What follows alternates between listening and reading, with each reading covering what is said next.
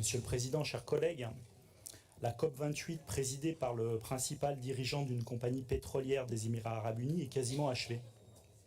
Bilan contrasté. Des avancées, par exemple, concernant le fonds pertes et dommages, qui va permettre à l'ensemble des pays en développement d'accéder à des financements pour réparer les dégâts subis suite au dérèglement climatique. Des déceptions immenses concernant les engagements des États. Malheureusement, au global, trop de lobbying et de greenwashing pour planifier la sortie des énergies fossiles. Si les COP restent utiles, car seule scène de négociation climatique internationale, force est de constater que des seuils irréversibles sont dépassés et obèrent le plus important, la vie sur Terre. Nous sommes de plein pied dans l'Anthropocène, ce moment où il y a plus de béton coulé que de biomasse totale, symbole de l'effondrement de la vie et d'une perte de sens global pour l'humanité. Les engagements restent très loin des objectifs de l'accord de Paris, avec une estimation de l'ONU prévoyant un réchauffement de plus 3 degrés. C'est vrai que Copernicus murmure déjà plus 2, on l'a vu, mais ce murmure deviendra très vite un hurlement. On comprend aisément l'initiative des scientifiques en rébellion pour proposer des alter-COP, par exemple à Bordeaux, en mettant sur table les raisons de nos échecs actuels. Les engagements des États et des collectivités, compris la nôtre, demeurent très insuffisants. Le GIEC le rappelle, nous devons engager la sortie des énergies fossiles en commençant par stopper tout nouveau projet d'extraction de charbon, gaz et pétrole. Dans ce contexte où chacun de nos choix remplit un peu plus la baignoire des gaz à effet de serre, il est temps de regarder en face les limites de notre économie obsolète. Nous savons qu'il faut modifier les règles pour hâter le désinvestissement dans les énergies fossiles. Or, qu'en est-il dans nos territoires en Nouvelle-Aquitaine? Comment être crédible et montrer l'exemple? On ne peut indéfiniment ériger la transition comme urgence civilisationnelle et accepter tacitement de nouveaux forages pétroliers, notamment les 8 puits de la Teste par exemple. L'État aura le dernier mot, certes, mais notre collectivité peut le guider.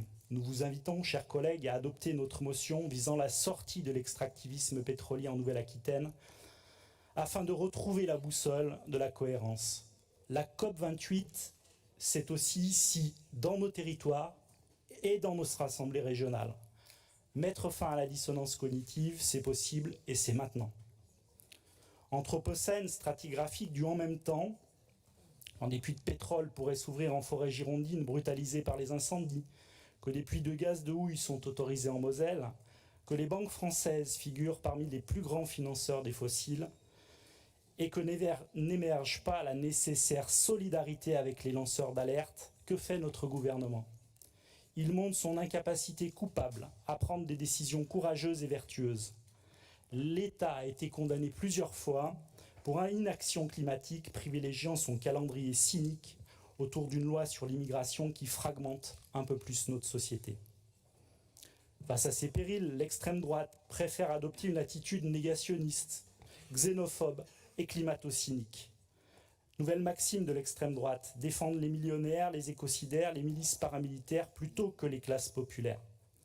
Certains vont même, en horde, éructer, bras droits levés devant le Panthéon à proximité des tombes de Simone Veil et de Jean Moulin. Cela vandalise la mémoire, sabote la démocratie, tue la fraternité. La vérité, c'est que la bête immonde continue d'avancer en raison de l'absence de réaction appropriée. Certains groupes se sentent soutenus par l'aile droite, pardonnés par Éric Ciotti, minimisés par certains, obsédés par le mensonge du grand remplacement et encouragés après l'examen d'une loi sur l'immigration qui a réussi à faire perdre son âme à beaucoup. L'extrême droite est un danger mortel pour la République, plus que jamais écologie ou barbarie. Pour décarboner intelligemment, il ne peut s'agir de repeindre en vert. Il faut prendre le temps de comprendre que la finalité de la bifurcation ne peut être l'artificialisation systématique du réel, comme à Socat, à la Ruscade par exemple. Tout cela mène invariablement à l'anéantissement de la vie. Composer avec la finitude, au contraire, est une marque de sagesse. C'est une nécessité politique absolue pour répondre aux pulsions de mort. Trouver du sens au réel, c'est éviter l'effet rebond. L'aviation dite verte est une chimère tant que la fourniture d'agrocarburants impacte la production alimentaire et que le trafic aérien reste exponentiel. Les LGV ne résolvent pas le problème du tout-camion, comme nous le montrent tous les linéaires à proximité des LGV existantes. La question du sens, Président. Pourquoi rendre durable un monde qui n'est lui-même pas souhaitable? C'est ça la vraie question du XXIe siècle. Ces dissonances cognitives s'inscrivent aussi dans l'aménagement du territoire régional. Comment prôner la décentralisation à Paris tout en centralisant de facto à Bordeaux? Il suffit de jeter un coup d'œil à la répartition des hauts fonctionnaires de notre région pour comprendre. Il ne reste plus que 3 hauts fonctionnaires du côté de Poitiers.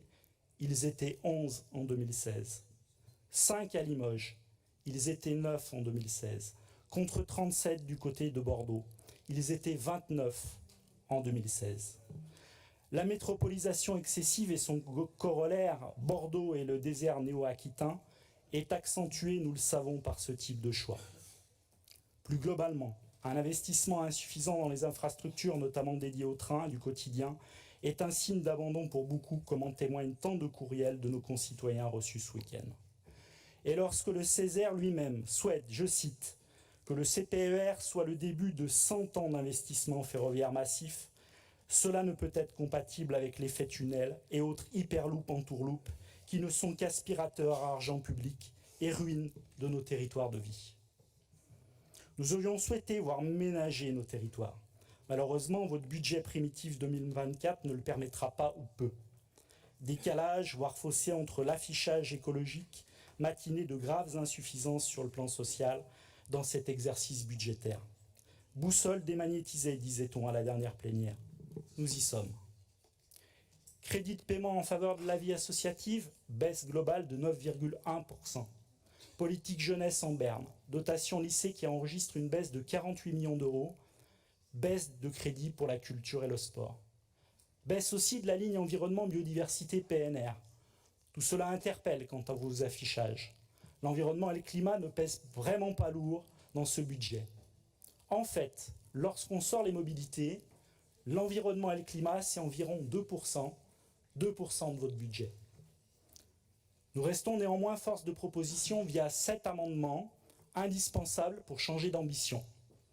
En parallèle, une seconde motion expérimenter une allocation d'autonomie universelle pour les jeunes en formation universitaire ou apprentissage en Nouvelle-Aquitaine sera soumise à votre sagacité afin de cranter la justice sociale et environnementale que nous appelons de nos vœux. On le voit déjà, le budget vert sera intéressant, il sera intéressant, tout comme bientôt le budget genré, nous l'espérons. Il le sera indéniablement à condition qu'il fasse émerger la vraie question du choix de la bifurcation. Ce qu'on garde, ce qu'on laisse, ce que vous ne réussissez pas encore à faire dans votre budget 2024. En conclusion, nous défendons une écologie des territoires, une écologie qui apaise, une écologie qui soigne, qui répare, alliant plaisir, solidarité et cohésion. Une écologie marchant sur ses 2 jambes, celle de la justice sociale et de la justice climatique, indissociables pour vivre mieux et nous réconcilier avec l'avenir. Je vous remercie.